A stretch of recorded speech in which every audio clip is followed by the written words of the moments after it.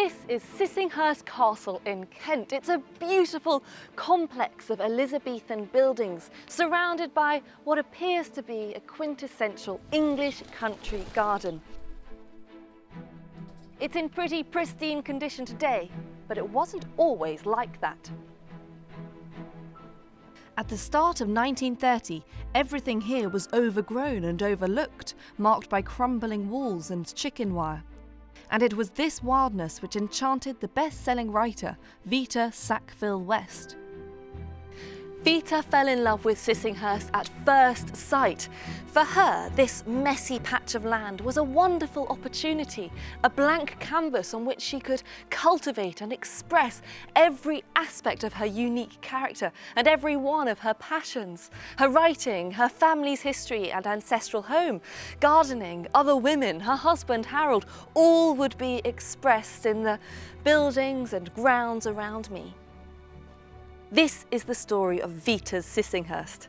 This is the story of Vita in love.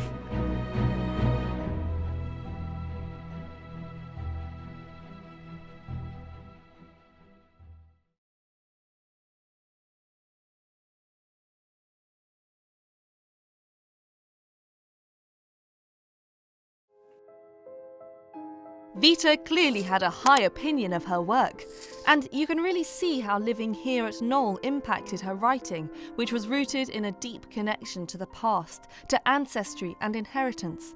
But why exactly was Vita so besotted by these grand, beguiling rooms? It's obviously a beautiful house, it's her childhood home, but is there something more than that? Did Knole mean something deeper or richer? Because she's so obsessed with it. I think it was a way that sort of the first 2 decades of her life, Knole was her escape. She could be herself. The early photographs of her, she's dressed obviously in the idea of what her mother would have wanted her to worn. This one is when she's about the age of 2, and as you can see, the idea of her in frills, lace, holding a doll. So as you go through when she's a little bit older, here outside with her mother, and then this painting was commissioned at the time of her coming of age, becoming a young lady. Presented to society. Presented to society, but these clothes were chosen by her mother and she hated this portrait. And then you can see her latterly when her first son was born, Ben, here in 1914, and then when she came to visit her parents with her 2 young children. They're very formal, these images, aren't they? Yes. And you can imagine that, you know, here she is formal, photographed, especially this one. And then in the attic, she would have come here and kind of been free to express herself in whatever way.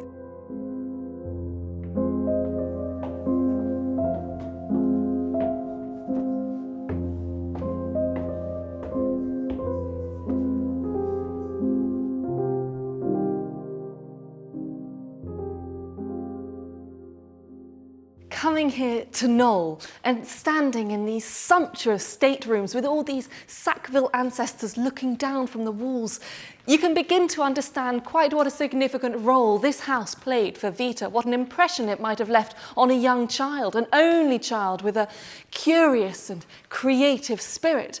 It certainly made a mark on Vita. She addressed Knole as if it was some sort of companion, writing things like, "So I have loved thee as a lonely child," or even, "Scarcely a stone of you I had not kissed." Living at Knole and growing up as Sackville was integral to Vita's identity, to who she was. So it was a momentous blow for Vita to learn that, due to the laws of primogeniture, she would not inherit the family home. Instead, it passed to her uncle and his children. Vita's Knole was snatched away from her forever.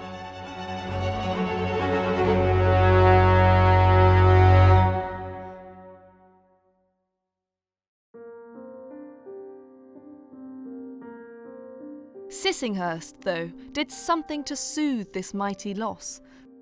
For in these mullioned windows, these red brick walls softened by centuries of change, and in these wild gardens were traces of grandeur.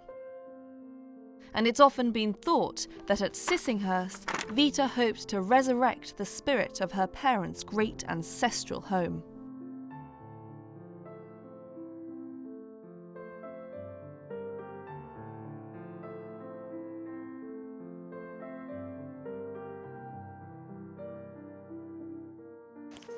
Sissinghurst was the perfect place for this for a couple of reasons. First of all, Vita's ancestors had actually lived here in the 16th century, Sir Thomas Sackville, the first Earl of Dorset, so it was a tangible link to Vita's family history. But secondly, for a keen gardener such as Vita, this was a blank canvas and a chance to express and experiment with her own creativity.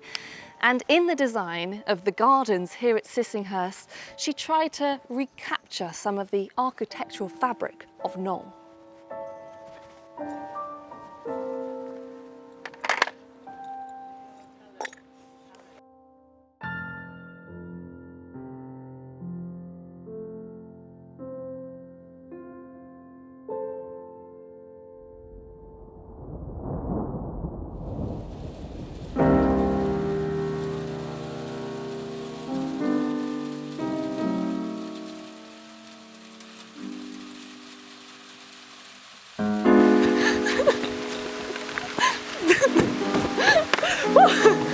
Unfortunately, we got caught in a rainstorm. It's not ideal for painting, I have to say. First, I mean, that is what Sissinghurst is all about, I suppose. Big extremes. One moment you're in beautiful, sunny English weather, and then the heavens opened. And actually, that is what Sissinghurst is about in some ways. It's about these changing shifts. And actually, when you go from the white garden to the rose garden to the cottage garden, they all have changing moods and they do shift in tone. Just like walking from, say, a drawing room to a morning room. And although my painting journey has been cut a little short, it's been an interesting way to look at Vita's designs. And actually, she did talk about the way that she laid the flowers out as bits of paint on a palette, randomly assorted, these bright blotches of colour.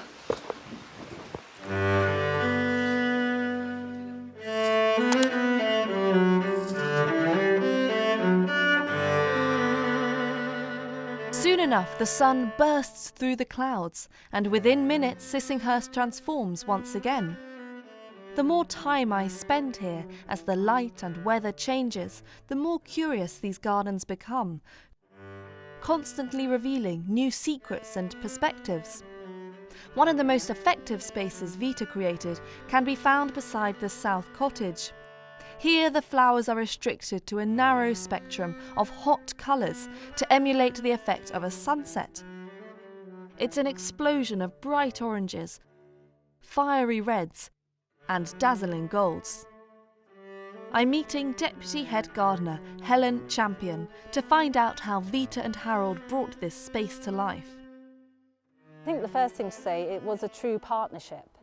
So it's one of those unique occasions, I think, where two minds come together and just bring, you know, their own unique perspective and skills to create something really special. I mean, both of them were amateurs. That's really important to remember because Harold was actually a diplomat and comes along with his graph paper and his pencils and makes this incredible garden, designs this incredible garden with these long vistas, with these focal points, and he was battling with what he called awkward angles, and Vita called minor crookedness, which actually was a sort of very calm understatement by Harold, because some of the spaces are really difficult. So tell me a bit about Vita's approach to gardening. What kind of gardener was she? Well, she was an amateur, but a knowledgeable one. And it's interesting when you look back at her gardening notes, she wrote things like, well, what are good climbing roses, where and when to plant lilacs. And she obviously felt confident enough and creative enough and wanted to have that opportunity to explore those colours. And then she went even further with the white garden and explored those colours of, you know, white, silver, green and grey.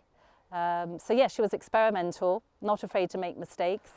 Looking at their work, Harold and Vita's work, as someone who is a professional gardener yourself, are you know, what's your evaluation of that? You know, do you think it's quite an impressive thing that they did this as amateurs? I think it's amazing.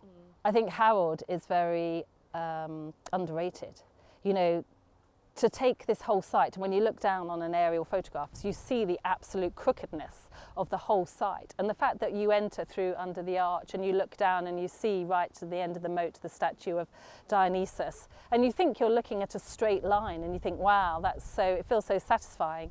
But when you actually look at it from above, you see how cleverly he has messed with your perspective really and your view so that you're thinking it's straight. At the very heart of Sissinghurst is one of the most beautiful Tudor buildings in the country, a soaring red brick tower, the great survivor of Sir Thomas Sackville's original manor house.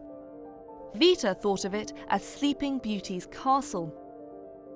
And it was in these walls that she set up her very private writing room, currently undergoing essential conservation work by the National Trust. There are 78 steps up to the parapet, and the views of the Kent countryside are well worth the climb. Thanks for watching this video on the History Hit YouTube channel. You can subscribe right here to make sure you don't miss any of our great films that are coming out. Or if you are a true history fan, check out our special dedicated history channel, historyhit.tv. You're going to love it.